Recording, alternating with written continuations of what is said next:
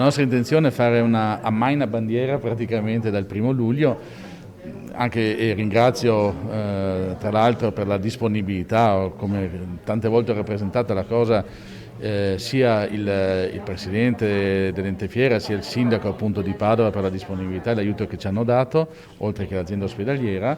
È un simbolo chiaramente, perché chiudere significa che in questo momento la copertura vaccinale, la pressione comunque della pandemia del virus è tale per cui appunto possiamo effettivamente permettercelo. L'hub vaccinale al padiglione numero 6 della fiera dell'azienda ULSS 6 Euganea chiuderà il 1° luglio.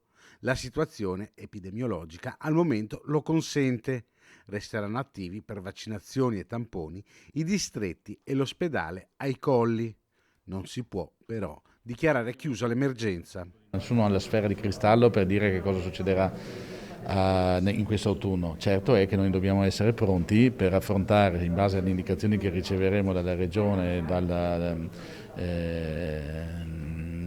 dagli organi preposti a livello nazionale, praticamente dobbiamo essere pronti appunto ad operare nel miglior modo possibile. Intanto l'ULSS 6 ha firmato un protocollo d'intesa con i pediatri di libera scelta per unificare in tutta la provincia il servizio ai più piccoli, garantendo anche maggiore reperibilità dei medici. Sul piano erogativo dell'assistenza la cosa più importante è sicuramente che tutti i pediatri sono in una forma associativa.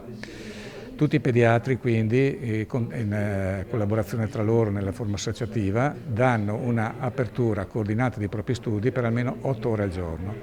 Quindi tutti i bambini, tutti gli assistiti possono trovare sul territorio un pediatra dalle 9 alle 13, dalle 15 alle 19 tutti i giorni feriali. Questo dà la possibilità appunto di coprire completamente l'intera giornata.